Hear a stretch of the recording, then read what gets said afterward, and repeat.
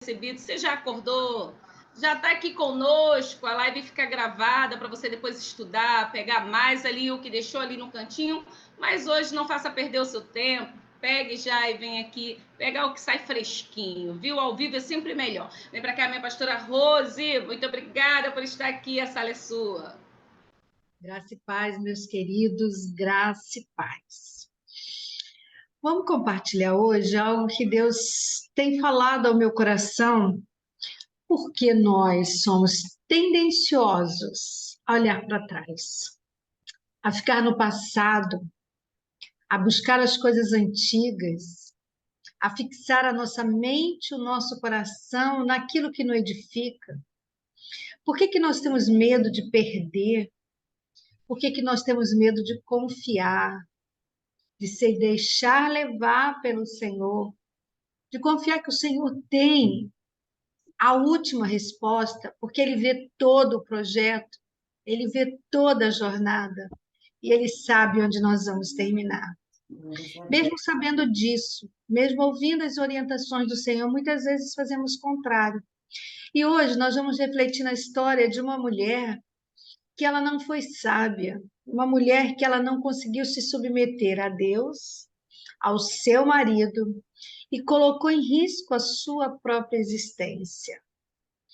Uma mulher que não entendeu que, mesmo que pareça, estamos perdendo tudo, estamos ganhando algo precioso, né? Algo precioso. E aí nós vamos estar lendo alguns textos. Para começar, eu quero ler com você lá em Gênesis, no capítulo 19, a partir do versículo 17, que diz assim, vou ler a partir do 15. Ao amanhecer, apertaram os anjos com Ló, dizendo, levanta-te, toma tua mulher. Toma tua mulher e tuas duas filhas, que aqui se encontram, para que não pereça no castigo da cidade. Como, porém, se demorasse, pegaram os homens, né, os anjos que estavam ali pela mão, a ele, a sua mulher, as duas filhas, sendo-lhe o Senhor misericordioso, e o tiraram e o puseram para fora da cidade. Havendo-os levado fora, disse um deles, livra-te, salva tua vida, não olhes para trás, nem pares em toda a campina, não olhar e não parar. Foge para o monte, para que não pereças. Assim Ló, respondeu-lhe Ló, assim não, Senhor meu, eis que o teu servo achou mercê diante de ti, e engrandeceste a tua misericórdia que me mostraste, salvando minha vida. Não posso escapar no monte, pois receio que o mal me apanhe e eu morra. Eis que há uma cidade para perto, para a qual eu possa fugir. Porventura não é pequena, e nela viverá minha alma. Disse-lhe, quanto a isso estou de acordo, para não subverter a cidade que acabas de falar. Apressa-te, refugia-te nela, pois nada posso fazer enquanto não tiveres chegado lá. Por isso chamou o nome da cidade de Zoar. Saía o sol sobre a terra quando Ló entrou em Zoar. Então fez o Senhor chover enxofre e fogo da parte do Senhor sobre Sodoma e Gomorra, e subverteu aquelas cidades, e toda a campina, e todos os moradores da cidade que ali nascia da terra. A mulher de Ló olhou para trás e converteu-se numa estátua de sal. Qual era a ordem? Sair, deixar tudo. Mas deixar como? Deixar documento, deixar minhas fotos, meu computador, deixar meu celular, deixar minhas roupas de grife, deixar minha casa, meu apartamento, meu carro, deixar minha vida. Como que eu vou começar do zero? Como que eu vou deixar tudo para trás? E abrir mão, querido, de coisas para obedecer ao Senhor é um desafio muito grande. porque somos apegados àquilo que temos, àquilo que vemos e não àquilo que cremos. A mulher de Jó esqueceu da advertência. Não olhes para trás. Não olhes para trás. E há um mistério em não olhar para trás. Há um mistério para mim e para você em não ficar preso no passado. Porque o passado, muitas vezes, pode ter lembranças muito boas, mas o passado não faz transformação como o presente e a expectativa do futuro. O passado não move águas, o passado não impulsiona sonhos. O passado sozinho, ele não faz a nossa vida se movimentar em fé, mas o presente e o futuro sim. E aí nós vemos o preço que aquela mulher pagou. O apóstolo Paulo sabia muito bem disso. Se você ler comigo, no Evangelho, lá na carta de Paulo aos Filipenses, no capítulo 3, versículo 13 e 4. Olha só que interessante, Paulo fala para nós. Irmãos, quanto a mim, não julgo havê-lo alcançado, mas uma coisa faço, esquecendo-me das coisas que para trás ficam e avançando para as que diante de mim estão. Prossigo para o alvo, prossigo para o alvo, para o prêmio da soberana vocação em Cristo Jesus. Então, veja bem, Paulo, ele teria talvez muitos motivos para fortalecer a sua fé se ele olhasse para trás, para as coisas que ele já fez, mas ele não faz isso. Ele olha para... Eu tenho um alvo, e eu gostaria que você anotasse aí no seu caderninho qual é o seu alvo. Qual o seu objetivo de vida daqui a 5 anos, daqui a 10 anos, daqui a 20 anos? O que você almeja conquistar e alcançar? Nós, quando falamos de sonhos, metas, projetos, nós pensamos em quê? Numa faculdade, numa especialização, numa carreira promissora, em ajuntar tesouros, em compras, em viagem. Não está errado, mas as nossas metas não podem ser essas.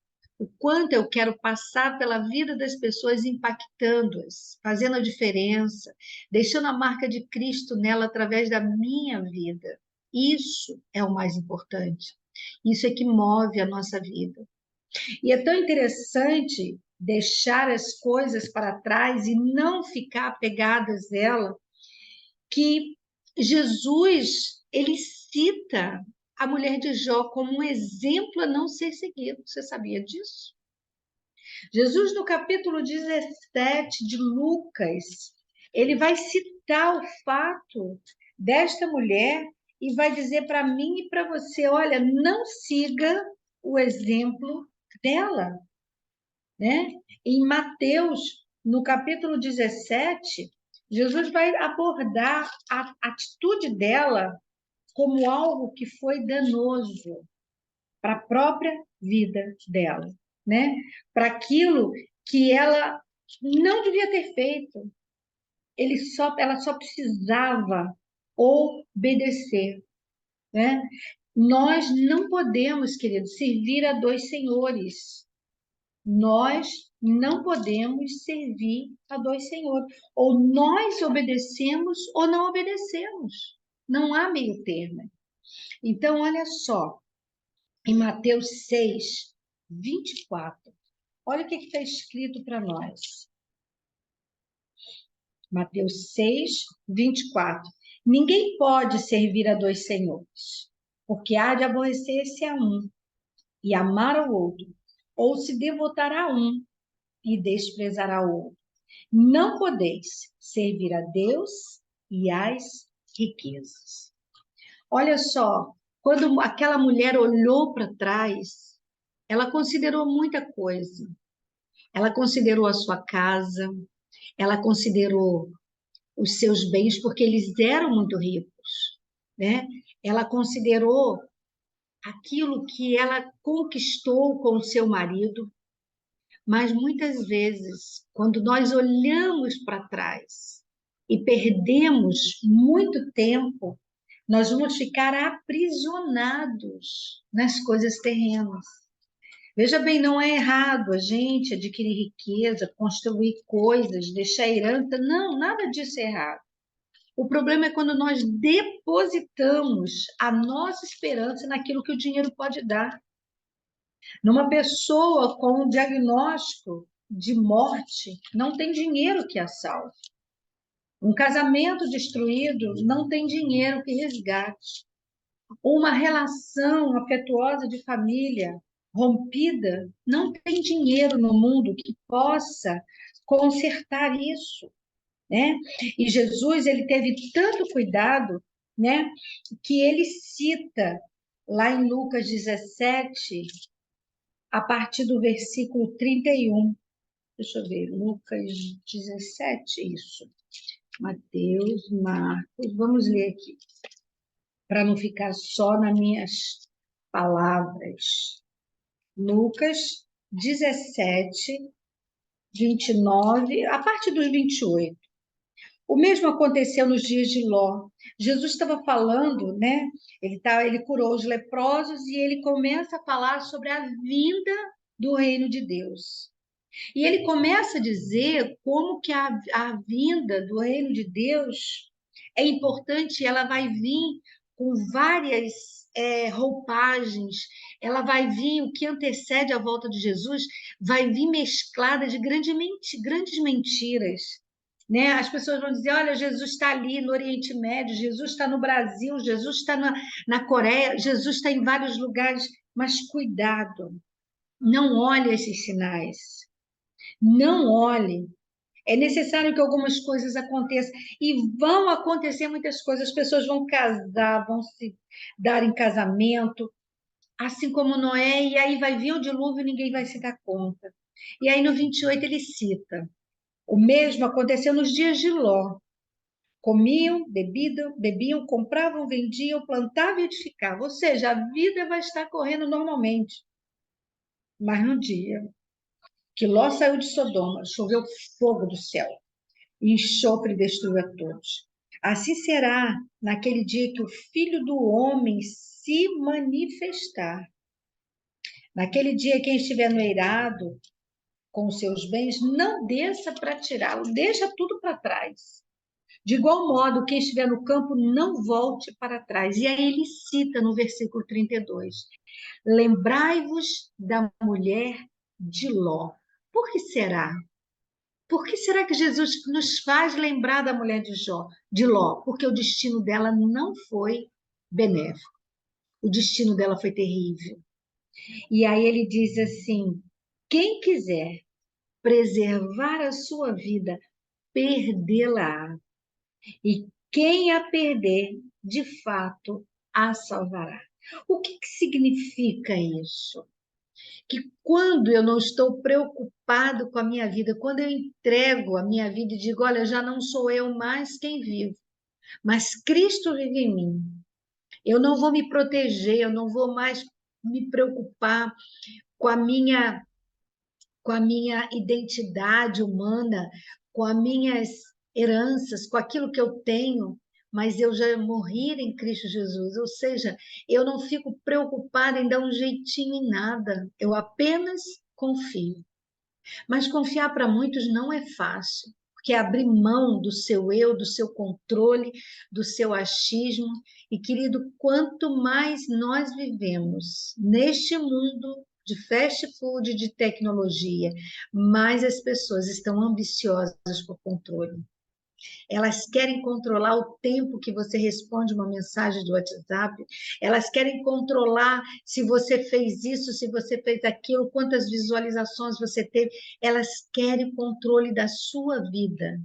E elas não se dão por satisfeitas quando nós dizemos, a minha vida está em Cristo. Então, Jesus sempre apontou, olha, existe um Deus nesse mundo. E ele quer ser Senhor, e não dá para ser servo dele sendo dependente de Cristo. Não dá para servir a esse Senhor e entregar a sua vida a Jesus. Que Senhor é esse? As riquezas. O nosso problema não é ter dinheiro nem adquirir riqueza. O nosso problema é quando nós depositamos a nossa esperança naquilo que o dinheiro pode nos dar e fazemos dele um fiel Senhor, porque ele exige que seja servido.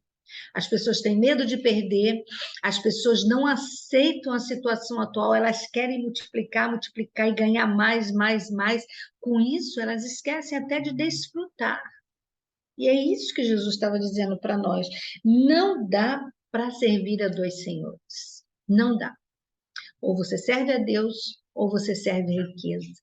Porque servir a Deus significa dizimar, abrir mão. Servir a Deus significa confiar que tudo vem dele, o seu pão nosso de cada dia. O pão nosso de cada dia vem dele. A nossa provisão, nosso suprimento, nosso cuidado, tudo vem do nosso Pai. E viver nessa dependência para muitos é um sofrimento. Então, eu gostaria de fazer uma outra pergunta que eu fiz a mim. O que eu preciso deixar para trás? Isso nos causa um impacto muito grande, porque muitas vezes nós estamos apegadas às coisas que são picuinhas. Sabe aquela roupa que você tem dó de jogar fora? Sabe aquele objeto que você fica guardando e não tem uso? Isso é um exemplo bem pequeno, mas muitos de nós nos apegamos a memórias do passado e não conseguimos perdoar a nós mesmos nem ao outro. Ficamos apegados a relacionamentos tóxicos. Ficamos apegados à amizade que só nos adoece. Temos medo de ficar na solitude. Temos medo do silêncio.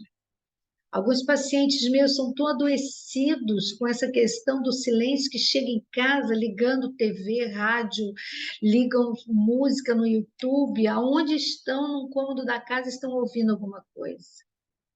Você já parou para ficar sozinha com você mesmo, num lugar onde você possa ouvir só a natureza? Ouvir a voz do seu coração para que você possa ouvir o coração do Pai?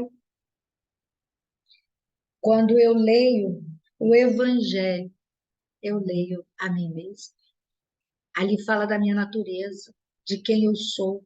E muitas vezes nós temos medo de ficar sozinhos, porque vamos ter que olhar para nós e enxergarmos aquilo que precisa ser removido da nossa própria face. As sujeiras que estão inseridas em nós.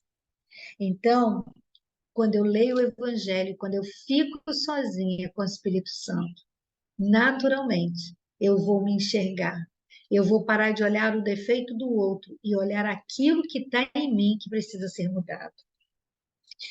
Jesus, uma certa vez, ele fala para nós, lá em Lucas, no capítulo 9. Lucas, capítulo 9. E ele vai dizer assim, versículo 62. 9, 62. Mas Jesus lhe replicou: ninguém que, tendo posto a mão no arado, olha para trás, é apto do reino de Deus. Olha só, ele não está falando em merecimento, ele não está falando que você é digno, ele está falando em aptidão. Se o teu coração ele está focado naquilo que é terreno, como você vai enxergar as coisas dos céus? Nós estamos de passagem. Nós estamos apenas de passagem, somos peregrinos nesse mundo. Por isso, que a semelhança da mulher de Jó, nós não podemos ficar encantados com as coisas desse mundo. Nós temos que entender que há um propósito, há um objetivo. E para onde nós vamos, nós não devemos ir sozinhos.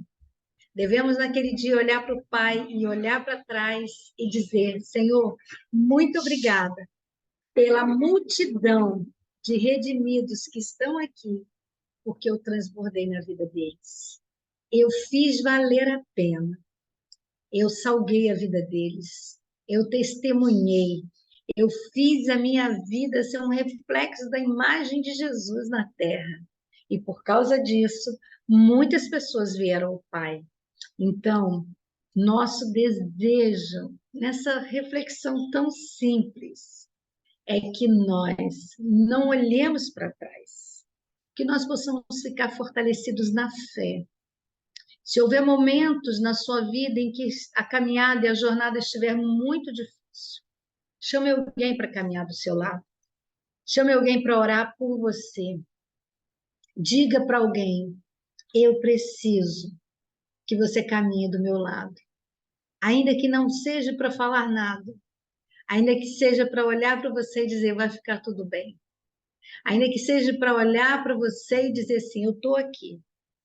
Que Deus possa me fortalecer e fortalecer você no dia de hoje. Que nós não olhemos para trás. Que nós pensemos: eu já botei a mão no arado. E o arado é um instrumento que fende a terra. E ele precisa de duas mãos. E ele precisa de equilíbrio. Se você, por um momento, olhar para o lado, ele sai fora do prumo. E ele corta a terra de maneira errada e não tem como jogar a semente. Nós temos vidas para impactar. Seja através da internet, seja através do nosso proceder, das nossas palavras, seja através das nossas ações. Nós temos vidas sendo sulcadas para que a semente do Evangelho caia em boa terra. Mas para que ela frutifique, ela precisa ver o nosso testemunho. Não sejamos como a mulher de Ló.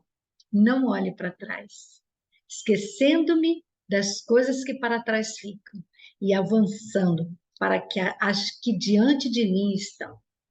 Pai, em nome de Jesus. Eu sei que para muitos essa palavra é uma palavra dura, pesada, porque muitos estão sem força, Senhor. Tentados a olhar para trás e ver aquilo que já conquistaram e perderam, ou que estão na iminência de perder.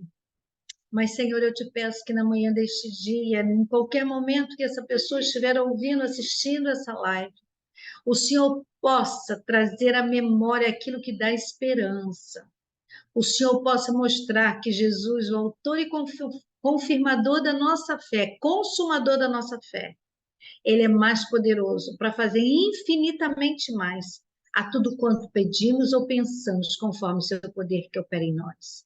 Eu abençoo meus irmãos que precisam ser fortalecidos nessa manhã, em nome de Yeshua, teu filho amado. Amém e amém. Ai, meu Deus. Obrigada, minha pastora, obrigada. Eterna gratidão por estar aqui transbordando nas nossas vidas. E fica a pergunta aí: o que é que eu e você podemos deixar para trás? O que é que a gente pode deixar? Obrigada. Como é difícil, mas vale muito a pena. Meu Deus, esse estudo eu vou rever. Quanto mais simples, mais edificante fica. Obrigada, minha pastora, obrigada. Obrigada a você que está aqui comigo, com a pastora, nesse mesmo canal. É muito bom ver o rostinho de vocês aqui. É muito bom. Amanhã é quinta de oração, 7h05. Vem para cá para orarmos juntos, hein? Um orando pela vida do outro, pela vida daquele que a gente também não gosta, porque foi assim que Jesus nos chamou. Viu? Então eu aguardo você aqui também. A Lila daqui a pouco vai estar subindo ali o estudo, lá no YouTube, lá no Instagram. Vai lá, comenta, faça alguma coisa, envie para outras pessoas, para que seja bênção. Eu fico muito edificada, muito abençoada pela palavra de hoje, porque como é difícil deixar as nossas coisas, os nossos desejos para seguir a Papai do Céu, mas vale muito a pena, mas é muito difícil, me edificou. Eu espero que edifique mais pessoas também, mas só depende quê? Da minha vida e da sua, enviando para outras pessoas, viu? Às quartas, a estratégia tem sido um derramar toda manhã que papai tem nos alimentado. Obrigada, minha pastora Lila vai estar lá compartilhando. E amanhã aguardo você aqui na quinta de oração. Quer falar, Lila? Vem cá. Deixa eu fazer uma pergunta para a pastora, não sei se vai dar tempo dela responder, mas aí ela termina lá no grupo. Quais sinais uma pessoa dá quando ela está desistindo? Assim, que a gente possa ajudar ela nesse processo. Quando, Lila, ela começa a perder a alegria da salvação. Aquela alegria de não fazer para o homem, alegria de fazer para Deus. Quando ela começa a desejar reconhecimento humano. Eu acho que esses dois sinais são os mais efetivos para a gente descobrir que essa pessoa já está ameaçando virar o rosto para olhar para trás. Perder a alegria da salvação e querer o reconhecimento humano. Ela começa a ser aquela pessoa só pontuar os defeitos do outro, que alguém está falhando com ela, que ela não foi reconhecida e que por isso não vale mais a pena. Te respondi? Com certeza, sempre certeira. Obrigada, pastora, você é uma bênção. Meu Deus! Se você tiver mais perguntas, gente, coloca lá no grupo. Assim que der, a pastora vai respondendo. Mas não guarda para você, não. A sua dúvida pode ser a dúvida de muitos, viu? Então, coloca lá no grupo que acaba abençoando outras pessoas. Obrigada, família. Vejo vocês amanhã às 7h05 na sala de oração. Obrigada, minha pastora. Beijo no coração de vocês.